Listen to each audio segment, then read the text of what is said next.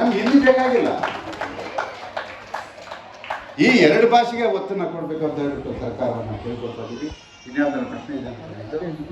ಜಳಿ ಕಾಲಂಬ್ರೆ cinema ಆ ಟೈಮಲ್ಲಿ ರಿಲೀಸ್ಗೆ ready ಆಗಿದ್ದ ಸಿನಿಮಾ ಯಾಕೆ ತಡೆ ಆಯಿತು ಅನ್ನೋದು? ಯಾಕೆ ಅಂತೇಳಿ ಹೇಳಿದ್ನಲ್ಲ, ಆ ಒಂದು ಚಿತ್ರ ಹೊಸಬ ಚಿತ್ರರಂಗಕ್ಕೆ ಬಂದಿದ್ದಾನೆ.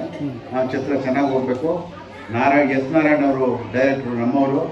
ಆ ಎಲ್ಲ ಇದನ್ನು ನಾನು ಆಲೋಚನೆ ಮಾಡಿ ನಾನು ಬೆಳ್ಳಿ ಕಾಲಂಬ್ರ ಬಿಡುಗಡೆ ಮಾಡೋದಕ್ಕೆ ತಡ ಮಾಡಿದೆ. ತಡ ಮಾಡಿದ್ರು ಕೂಡ ಅಷ್ಟೇ ಯಶಸ್ವಿಯಾಗಿ ಆ ಒಂದು ಚಿತ್ರ ಇಡೀ ಕರ್ನಾಟಕದಲ್ಲಿ ಮನೆ ಮಾತಾಯಿತು. ಇವತ್ತು ನವೆಂಬರ್ 1ನೇ ತಾರೀಕು ಬಂದರೆ ನೀವು ಎಲ್ಲೆಲ್ಲೂ ಕೇಳ್ಬೋದು, ಕೇಳಿಸಿದೆ ಕಲ್ಲು ಕಲ್ಲಿನಲ್ಲಿ ಕನ್ನಡ ನುಡಿ ಅಂತ ಹೇಳಿ ನಮ್ಮ ದೊಡ್ಡರಂಗೇಗೌಡರು ಬರೆದಂಥ ಒಂದು ಸಾಹಿತ್ಯ. ಹಂಸಲೇಖ ಅವರು ಅದಕ್ಕೆ ಸಂಗೀತ ನಿರ್ದೇಶಕರು. ಇವತ್ತು ಹೇಳ್ತಾರೆ, ಇವತ್ತೇನೋ ಇನ್ನೊಂದು ಮಾತು ಹೇಳೋದು, ಈ ಸಭೆಗೆ ನಾನು ಬಂದಾಗ